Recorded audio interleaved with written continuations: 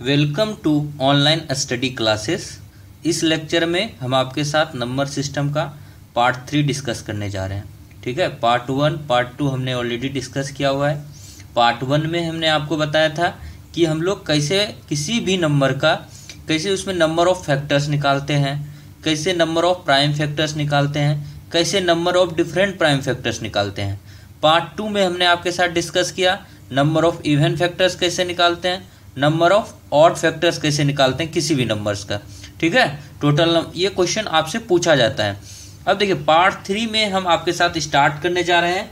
देखिए कॉमन एक सीरीज है, जैसे एपी है, अर्थमेटिक प्रोग्रेशन, ज्योमेट्रिक प्रोग्रेशन और हार्मोनिक प्रोग्रेशन। ठीक है, ये 3 जो है सीरीज के बारे में डिस्कस करेंगे और इससे रिलेटेड जो इंपॉर्टेंट प्रॉब्लम है, सिलेक्टेड प्रॉब्लम को डिस्कस करेंगे, जो कि आपके एग्जामिनेशन में आने के ज़्यादा चांसेस रहेंगे। ठीक है, तो देखिए इसमें जो देखा गया, जितना भी मैंने क्वेश्चन देखा उसमें 99% क्वेश्चन जो है एपी और जीपी से पूछा गया है।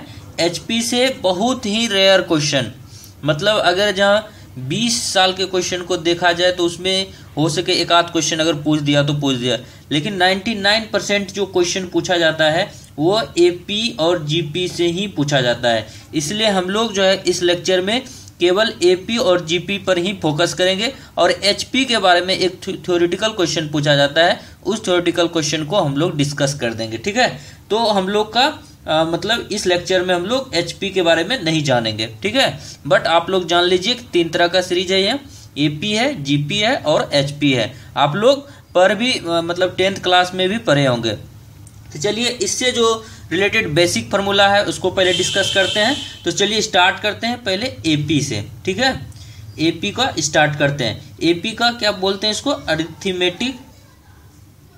Arithmetic progression. अरिथमेटिक प्रोग्रेशन, इसमें देखिए क्या क्या बातों को आपको ध्यान रखना है।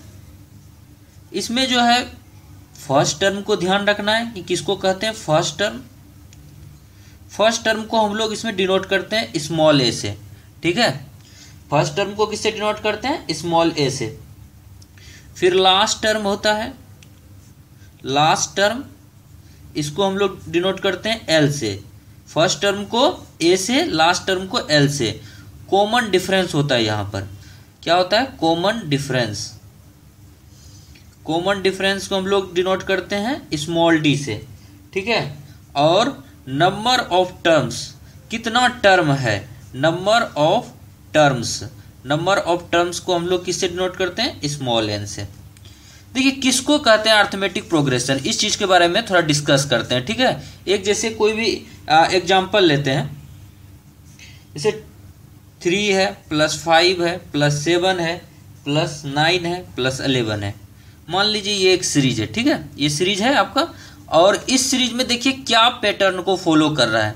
अगर पैटर्न ऐसा फॉलो हो जिसमें कि सेकेंड टर्म को फर्स्ट टर्म से घटाने के बाद अगर कांस्टेंट कॉमन डिफरेंस आता जाए, क्या बोले, सेकेंड टर्म को फर्स्ट टर्म के साथ, फिर इसके लिए सेकेंड टर्म को फर्स्ट टर्म के साथ, सेकेंड टर्म को फर्स्ट टर्म के साथ, सेकेंड टर्म को फर्स्ट टर्म के साथ, अगर इसको सब्ट्रैक्ट करते हैं हम लोग, घटाते हैं और कांस्टेंट कॉमन डिफरेंस आता हो, मतलब देखिए ये दोनों को घटाएंगे तो भी डी आना चाहिए, ये दोनों को सब्ट्रैक्ट करेंगे तो भी डी आना चाहिए, ये दोनों को सब्ट्रैक्ट करते हैं तो भी डी आना चाहिए, और ये दोनों को सब्ट्रैक्ट करते हैं तो भी डी आना चाहिए। तो इस तरह के जो प्रोग्रेशन है, इस तरह का जो सीरीज है, उसको हम लोग अरिथमेटिक प्रोग्रेशन कहते हैं। ठीक है, तो क्या कैसे निकालते हैं, डी निकालते हैं। कॉमन डिफरेंस कैसे निकालते हैं, डी की क्या है यहाँ पर, कॉमन डिफरेंसेस है, कॉमन डिफरेंसेस है डी कैसे निकालते हैं, डी निकालते हैं second term minus first term. यहाँ पर फर्स्ट टर्म से ये कंफ्यूज मत कर दीजिएगा कि जैसे कि ये मेरा जैसे कि थर्ड टर्म है, अब तो थर्ड को सेकेंड से घटाना, मतलब नेक्स्ट टर्म को प्रीवियस टर्म, इस तरह से लिख देते हैं इसको, ताकि आपको जैसे next term minus previous term ऐसे भी लिख देते हैं। आपको बस इतना समझना है इस चीज से कि क्या कहना चाह रहे हैं। कहना ये चाह रहे हैं कि अगर आप थर्ड टर्म को लेते हैं तो सेकेंड टर्म में घटाइए उसको, अगर आप फोर्थ टर्म को लेते हैं तो थर्ड टर्म में घटाइए, अगर आप फिफ्थ टर्म लेते हैं तो उसको फोर्थ टर्म के साथ घटाइए। और देखिए क्या सबके साथ कॉमन डिफरेंस सेम आ रहा है क्या? अगर सेम आ रहा है तो वो अर्थमेटिक प्रोग्रेशन में है। अब जो कुछ बच्चे ये पूछेंगे सर ये दोनों तो ठीक है सेम आ रहा है, लेकिन ये जो है थर्ड नंबर कोई दूसरा आ रहा है टर्म, मतलब अगर ये 2 आ रहा है, यहाँ पर भी डी का वैल्यू 2 है लेकिन यहाँ पर 3 आ गया, तो क्या करें? वो एपी में है या नहीं है? तो वो एपी में नहीं है, ठीक है। अगर ऐसा आता है तो नहीं होगा एपी में। एपी में क्या होना चाहिए? कांस्टेंट कॉमन डिफरेंस होना चाहिए। कॉमन जो डिफरेंसेस होना चाहिए वो एकदम कांस्टेंट होना चाहिए, तभी वो जो है अर्थमेटिक प्रोग्रेशन में होगा, ठीक है। इस चीज को आप लोग ध्यान रखिएगा। चलिए क्वेश्चन करेंगे तो और अच्छे से इस बात को और अच्छे से भी क्लियरिटी लाएंगे। तो चलिए एक एन का लिखते हैं फॉर्मूला, ठीक है। लास्ट टर्म कॉमन डिफरेंस में इसको स्टार लगाकर इन सारे फॉर्मूलाज को लिखिएगा। लास्ट टर्म बराबर क्या होता है? लास्ट टर्म को किससे लिखते हैं? एल से। लास्ट टर्म बराबर क्या होता है? A plus N minus 1 into D. यहाँ पर एल लास्ट टर्म, ए क्या है? फर्स्ट टर्म है, एन क्या है? नंबर ऑफ टर्म्स है। जैसे कि यहाँ पर देखिए कितना टर्म है, 1 2 3 4 5, तो यहाँ पर एन बराबर क्या हो जाएगा? 5 हो जाएगा, ठीक है। नंबर ऑफ टर्म्स किसे कहते हैं? काउंट करते हैं कितना नंबर है, 1 2 3 4 5 टर्म्स है तो एन बराबर 5 हो गया। डी किसको बोलते हैं? सेकेंड में फर्स्ट को घटाते हैं, इसमें इसको घटाइए, इसमें इसको घटाइए, इसमें इसको घटाइए, डी निकल जाएगा। फर्स्ट टर्म किसको कहते हैं? ये जो 3 है, ये 3 आपका क्या है? फर्स्ट टर्म है। तो ये 3 क्या है आपका? ये ए है, इसको फर्स्ट टर्म बोला जाता है। जो पहला टर्म है इसको क्या बोलेंगे? ए बोलेंगे, इसी को फर्स्ट टर्म कहा जाता है, ठीक है। तो लास्ट टर्म बराबर, लास्ट टर्म कैसे निकालते हैं? एल बराबर A plus N minus 1 into D. A plus N minus 1 into D मतलब क्या हुआ? फर्स्ट टर्म प्लस एन क्या है? Number of terms minus 1 into D, ठीक है। चलिए आगे देखते हैं। इसका सम ऑफ टर्म्स पूछा जाता है, जैसे इन सारे टर्मों का सम कितना होगा, तो कैसे निकालेंगे? उसके लिए भी एक फार्मूला है, स्टैंडर्ड फार्मूला है, उसको याद रखना है आपको। तो चलिए एस एन, उसको क्या बोलते हैं? एस एन मतलब sum of N terms, sum of N terms. S N क्या हुआ? Sum of N terms. तो सम ऑफ एन टर्म्स क्या होगा अर्थमेटिक सीरीज में? ये होगा n/2। आगे में क्या लिखना है? n/2। इस चीज को भूलना नहीं है, ठीक है। n/2, ये 1/2 कितना बच्चे लिख देते हैं, यहाँ पर क्या होगा? n/2, यानी नंबर ऑफ टर्म्स को डिवाइड करना है 2 से, into 2a plus n minus 1 into D, ठीक है। n/2 into 2a plus n minus 1 into D. अगर इसको और तोड़ते हैं, आप इसको तोड़ सकते हैं, ऐसे लिख सकते हैं n/2। इस 2a को हम लोग a प्लस a लिखते हैं, a plus n minus 1 into D. आप देखिए इसको गौर करके देखिए, आपको कुछ समझ में आ रहा है क्या? यहाँ पर कुछ डिफरेंसेस आपको लग रहा है, कुछ मिल रहा है आपको? यहाँ पर देखिए a plus n minus 1 into D, अभी तुरंत लिखे हैं। a plus n minus 1 into D को क्या लिखे थे? इसको लिखे थे लास्ट टर्म, अभी तुरंत लिखे थे ना फॉर्मूला को। लास्ट टर्म बराबर यही लिखे थे, तो लास्ट टर्म क्या हुआ? a plus n minus 1 into D. तो इसको क्या लिख सकते? a को क्या लिखे थे?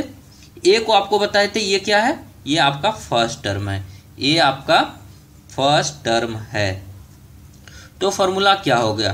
n/2 first term plus last term. देखिए कभी कभी क्या होता है क्वेश्चन में, आपको n नहीं दिया जाएगा, मतलब नंबर ऑफ टर्म्स कितना है ये नहीं बताया जाएगा, बस एक सीरीज दे दिया जाएगा, 2-3 टर्म लिखा, जैसे कि 2 4 6 8, फिर ये जो है 50 लिख देगा, लास्ट टर्म दे देगा। यानी आपको फर्स्ट टर्म दे दिया गया है, लास्ट टर्म दे दिया गया है, लेकिन आपको नंबर ऑफ टर्म्स नहीं बताया गया। नंबर ऑफ टर्म्स अगर नहीं बताया गया है तो, लेकिन फिर भी आपसे अगर सम पूछा जाए कि सम ऑफ 50 मतलब जितने भी मतलब है 50 तक का जो ये सीरीज है, ये 2 + 4 + 6 + 8 50 तक है, तो इसका कितना मतलब सम क्या होगा? तो आपके पास फर्स्ट टर्म है, लास्ट टर्म है, तो आप क्या कर सकते हैं? n निकालना ही पड़ेगा। एनी हाउ देखिए यहाँ पर भी n का यूज हो रहा है, तो आपको n जो है एनी हाउ निकालना है, तो n/2 first term plus last term हो जाएगा, ठीक है, सम ऑफ n टर्म्स में। अब देखिए इस दोनों फार्मूलाज को आपको याद रखना है, ये दोनों इंपॉर्टेंट है। आप इसको भी इस फॉर्मेट में भी याद रखिए, इस फॉर्मेट में भी आपको याद रखना है। Sn बराबर क्या होगा? सम ऑफ n टर्म्स बराबर n/2 और ब्रैकेट के अंदर 2a plus n-1 into D, और दूसरा क्या n/2 first term plus last term. ठीक है, इसको याद रखिएगा। बस इतना अगर आप इसको याद रखते हैं तो वो काफ़ी है। देखिए एक क्वेश्चन जो हम बता रहे थे कि एचपी से रिलेटेड देखा जाता है, थ्योरेटिकल क्वेश्चन है कि रेसिप्रोकल ऑफ एपी इज, ये क्वेश्चन पूछा जाता है कि एपी का रेसिप्रोकल क्या होता है। ठीक है, मतलब उल्टा कर देते हैं, एपी वाले जो टर्म है उसको अगर उल्टा करके लिखते हैं तो वो क्या कहलाएगा, रेसिप्रोकल ऑफ एपी इज। जैसे ऑप्शन दिया जाएगा एपी, मतलब एपी का जब उल्टा करेंगे उसके टर्म्स को तो एपी ही बनेगा। दूसरा ये हो सकता है कि वो दे दे जीपी, तीसरा दे सकता है एचपी, और डी दे देगा नन। तो ये आपको याद रखना है कि अर्थमेटिक प्रोग्रेशन को अगर आप उल्टा करते हैं तो ये एपी को उल्टा करेंगे तो एपी नहीं बनता है, जीपी नहीं बनता है, ये हमेशा क्या बनता है, HP. Reciprocal of AP is HP. बस ये क्वेश्चन एचपी से रिलेटेड आपको याद रखना है कि reciprocal of AP is HP. ठीक है, तो चलिए अब जो है इससे रिलेटेड क्वेश्चन करेंगे एक साथ, लेकिन अब सबसे पहले हम लोग जीपी का जो है, जीपी से रिलेटेड जो इंपॉर्टेंट फॉर्मूलाज है उनको भी देख लेते हैं। ठीक है, नेक्स्ट टॉपिक स्टार्ट करते हैं, geometric progression. Geometric progression AP में आपको बस मेनली रूप से उन 3 फॉर्मूलाज को आपको याद रखना है, और आपको ये भी याद रखना है कि जो रेसिप्रोकल ऑफ एपी होता है वो एचपी होता है। चलिए ज्योमेट्रिक प्रोग्रेशन में देखते हैं क्या क्या चीज ध्यान में रखना है। देखिए ज्योमेट्रिक प्रोग्रेशन में आर होता है जिसको कि कॉमन रेशियो बोला जाता है। आर को क्या बोला जाता है, कॉमन रेशियो। वहां पर क्या था, वहां पर कॉमन डिफरेंस था, यहाँ पर क्या होगा, कॉमन रेशियो होगा। आर क्या कहलाता है, कॉमन रेशियो, और इसमें क्या होता है, कॉमन रेशियो जो क्या होता है, इक्वल होगा। जैसे देखिए अगर ये टर्म लिखा हुआ है 2 + 4 + 8 + 16, तो सबसे पहले इसमें देखिए आर कैसे निकालेंगे। आर क्या होगा, आर क्या करेंगे हम लोग, ये सेकेंड टर्म को डिवाइड करेंगे फर्स्ट टर्म से, जैसे 4/2 बराबर 2 हो गया। फिर देखिए ये वाला टर्म जो है थर्ड टर्म को सेकेंड टर्म से डिवाइड करेंगे तो कितना होगा, 8/4, ये भी हो जाएगा क्या, 2 हो जाएगा। फिर ये फोर्थ टर्म को डिवाइड करेंगे थर्ड टर्म से, तो ये क्या होगा, 16/8, ये भी क्या हो गया, 8/16 कितना हो गया, 2 हो गया। तो हर केसेस में क्या देख रहे हैं कि इसका कॉमन रेशियो इक्वल है। अगर कॉमन रेशियो इक्वल होगा तो वह जो सीरीज होगा वो जीपी में होगा, ज्योमेट्रिक प्रोग्रेशन में वो सीरीज होगा।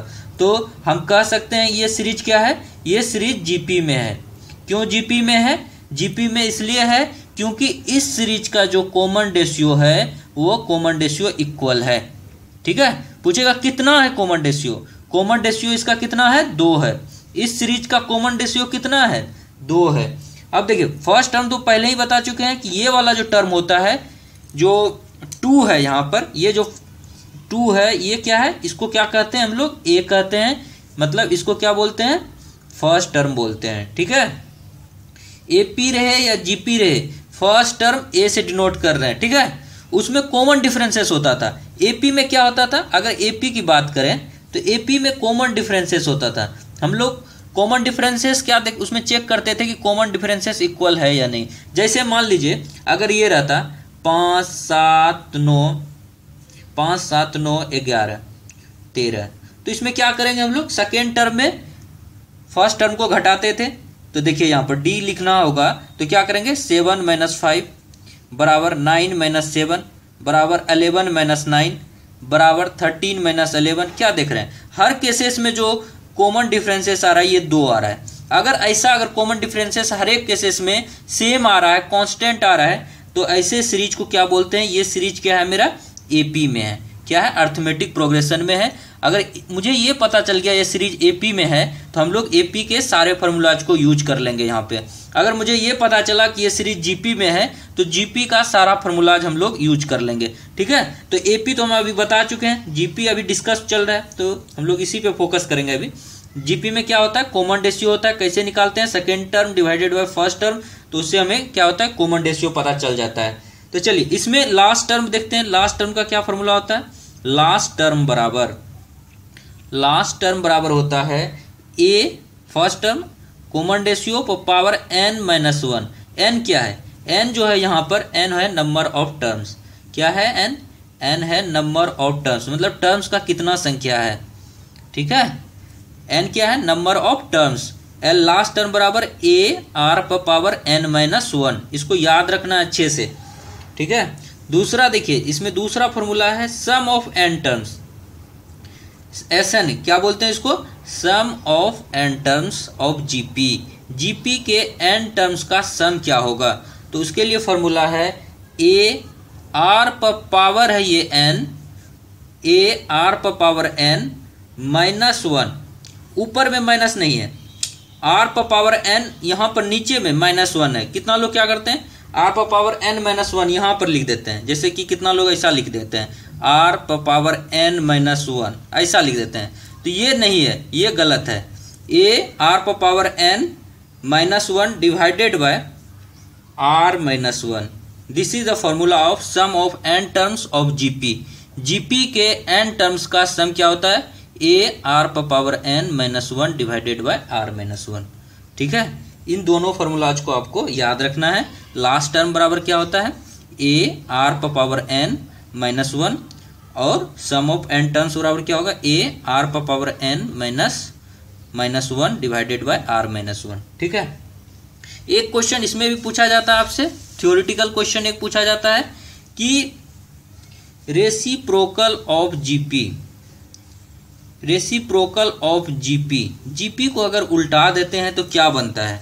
तो ये चीज याद रखिएगा कि अगर उल्टा कर देंगे GP वाले सीरीज को, जैसे कि ये सीरीज देखिए, अभी मेरे पास ये वाला सीरीज है ना, तो इसको इस तरह से अगर मान लीजिए लिख देते हैं, उल्टा कर देते हैं सारे टर्म्स को, 1/2 1/4 प्लस 1/8 लिख देते हैं, प्लस 1/16 लिख देते हैं। क्या किए? सारे टर्म्स को हमने क्या किया? उल्टा कर दिया, रिवर्स कर दिया, रेसिप्रोकल कर दिया, हर एक टर्म को उल्टा कर दिया। ठीक है, अभी देखिए 2 + 4 + 8 + 16 था, ये हो गया 2 हो गया 1/2, 4 हो गया 1/4, 8 हो गया 1/8, 16 हो गया 1/16। तो इस तरह से रेसिप्रोकल कर देंगे अगर GP के टर्म्स को, तो क्या बनेगा? ये GP ही बनता है। Reciprocal of GP is GP, इस चीज को याद रखिएगा। रेसिप्रोकल ऑफ AP क्या होता है? रेसिप्रोकल ऑफ AP HP होता है। ठीक है, AP को अगर जहाँ रेसिप्रोकल करते हैं तो क्या बनता है? HP बनता है। लेकिन GP को अगर आप रेसिप्रोकल करेंगे तो क्या बनेगा? GP को रेसिप्रोकल करने के बाद GP ही बनेगा। तो इस चीज को याद रखिएगा। AP को जब रेसिप्रोकल करते हैं तो HP बनता है, और GP का जब रेसिप्रोकल करते हैं तो GP बनता है। इतना चीज को अगर आप लोग याद रखते हैं, चलिए कुछ क्वेश्चन को अब डिस्कस करते हैं इससे रिलेटेड। फर्स्ट क्वेश्चन है, फाइंड द सम ऑफ। आपको जो है सम निकालना है, जोड़ निकालना है, सारे टर्म को जोड़ना है। 105 + 112 + 119 प्लस ... ये जो है 994।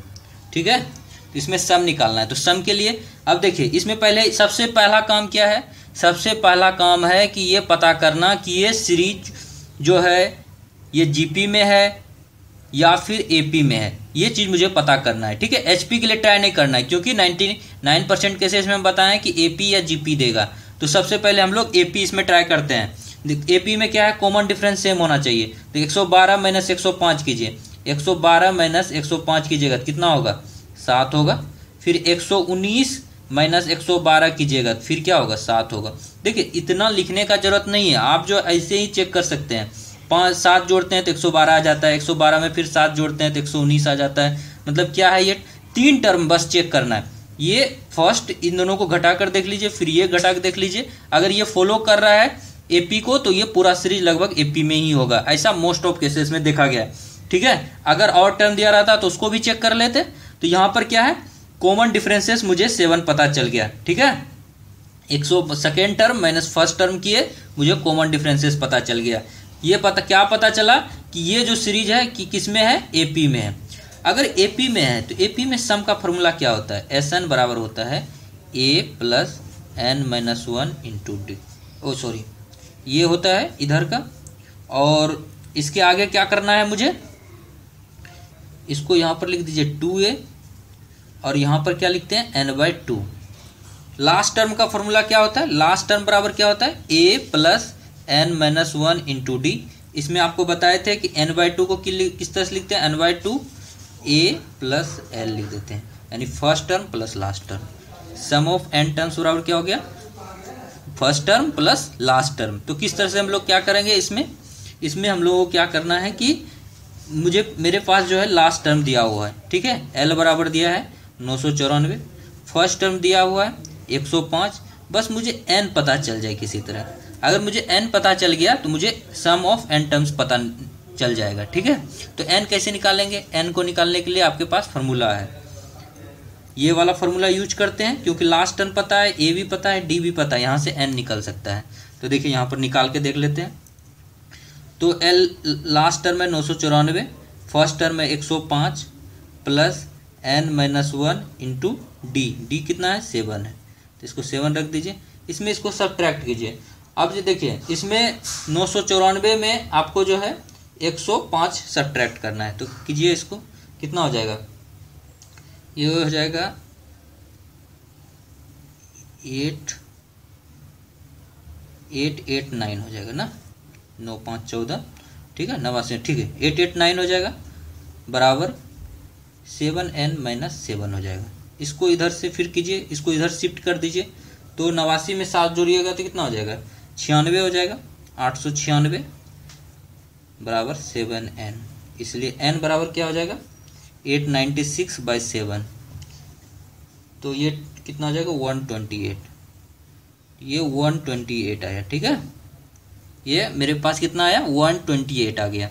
n का वैल्यू मुझे पता है, तो यहाँ पर अब निकालने में Sn बराबर क्या हो जाएगा 128/2 first term plus last term है 994, इसको कर दीजिए, बस आपके पास रिजल्ट तैयार है 64, और इन दोनों को जोड़िए, देखिए 64 गुना, देखिए 5 4 9, लास्ट प्लस जोड़िए, फिर 9 9 1 10।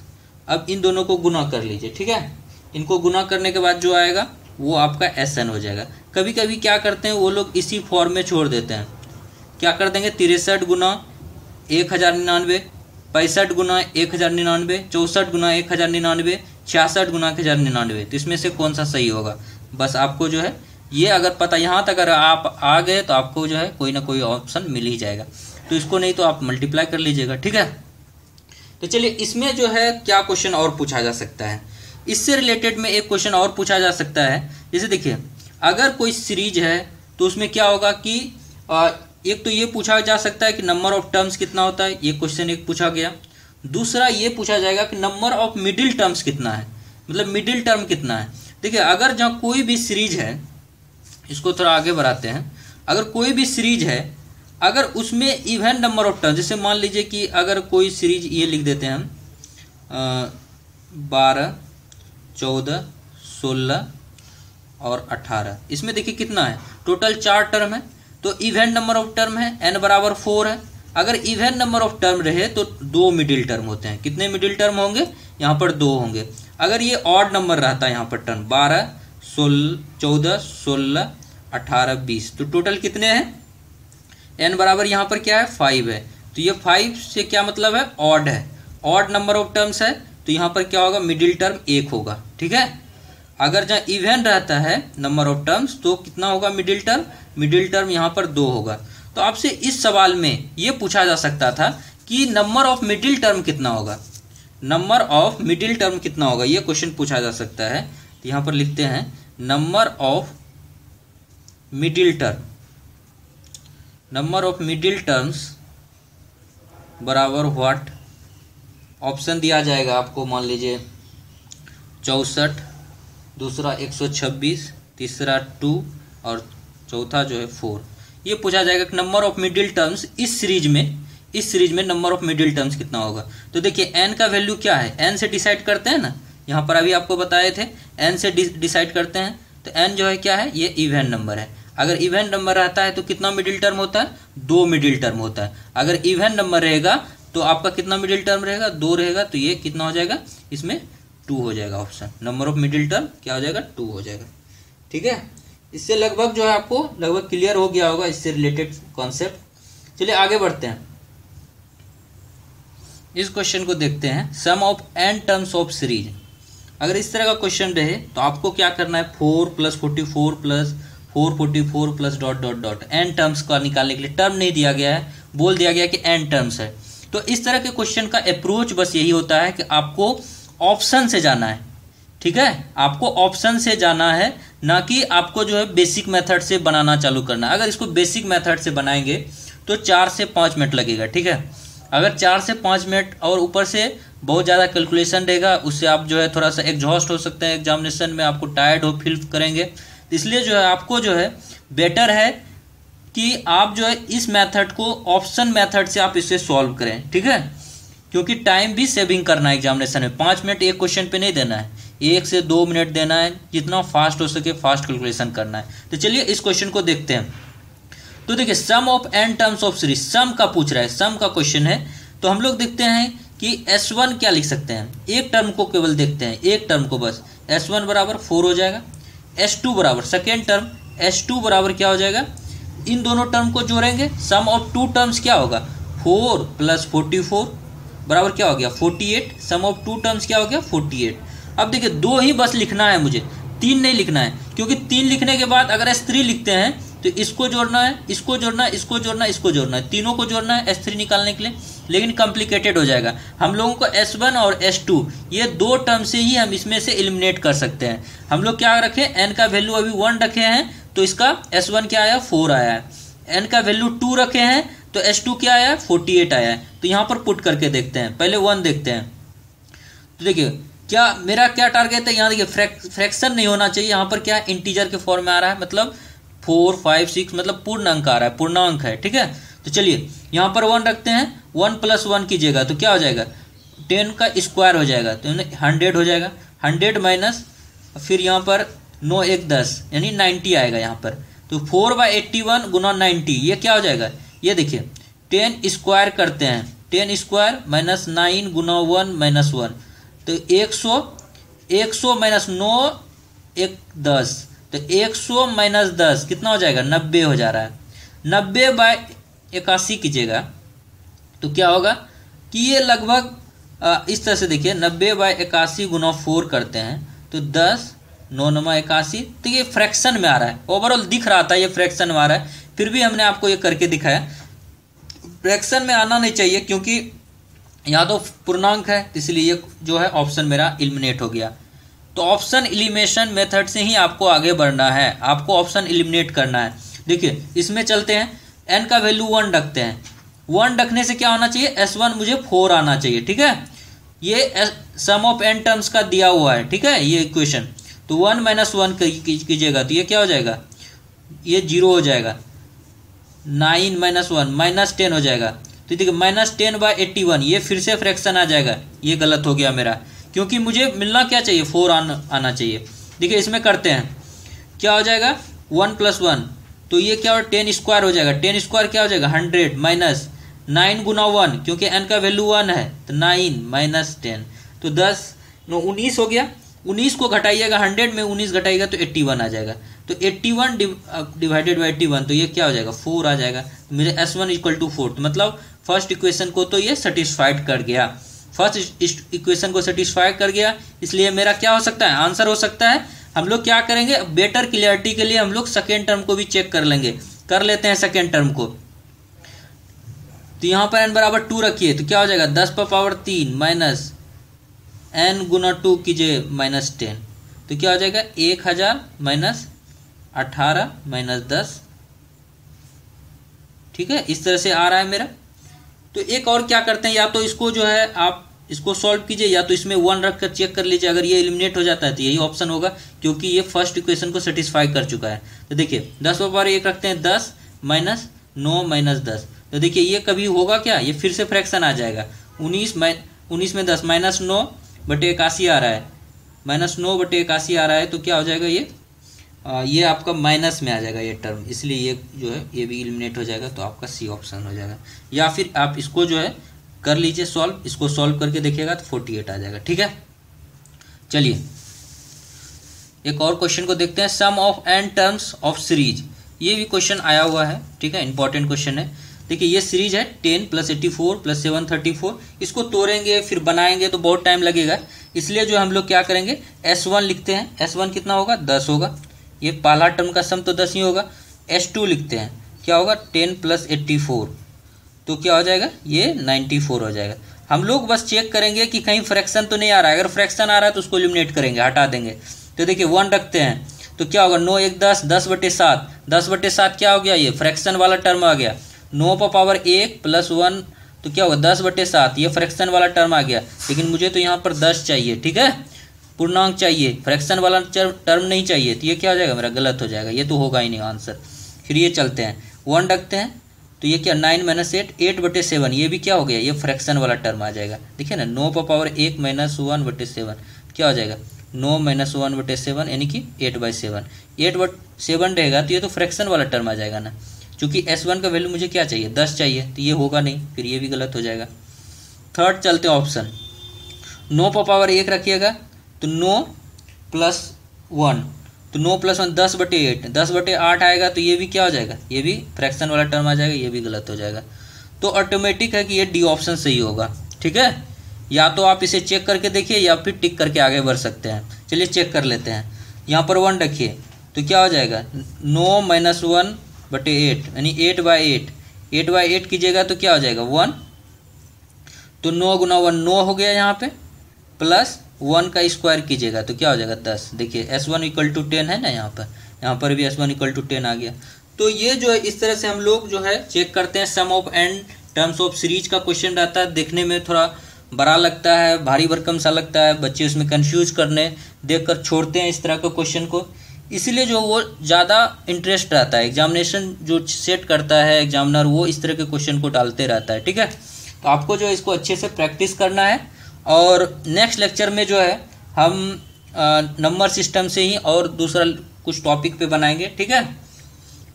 अभी लगभग 6 से 7 लेक्चर चलेगा नंबर सिस्टम का, ठीक है। आपको हर लेक्चर को अच्छे से तैयार करते जाना है। अगर आपको ये सारा वीडियोज अच्छा लग रहा है तो आप इन सारे वीडियोज को शेयर कर सकते हैं अपने फ्रेंड्स के साथ, जितना हो सके फेसबुक पे, ट्विटर पे या व्हाट्सएप पे, जो भी चीज़ आप इस्तेमाल करते हैं सोशल मीडिया के हर एक प्लेटफॉर्म पे आप यूज कर रहे हैं, तो आप इसे शेयर कर सकते हैं इस वीडियो को, ताकि ज़्यादा से ज़्यादा लोगों को फ़ायदा हो सके, ठीक है। और अगर आपको ये वीडियो अच्छा लगता है तो आप इसे लाइक भी कर सकते हैं। अगर कोई दिक्कत आ रही है, कुछ समझने में प्रॉब्लम हो रही है, तो आप जो है कमेंट भी लिख सकते हैं, ठीक है। तो कमेंट बॉक्स में लिखिएगा, हम उसका जो है जितना हो सके जल्दी आपको रिप्लाई करें, ठीक है। तो आप जो है हर एक क्वेश्चन को एक बार खुद से बनाइए, समझने का कोशिश कीजिए, आपको हर एक चीज़ समझ में आएगा। Thank you so much friend for watching this video. Thank you so much.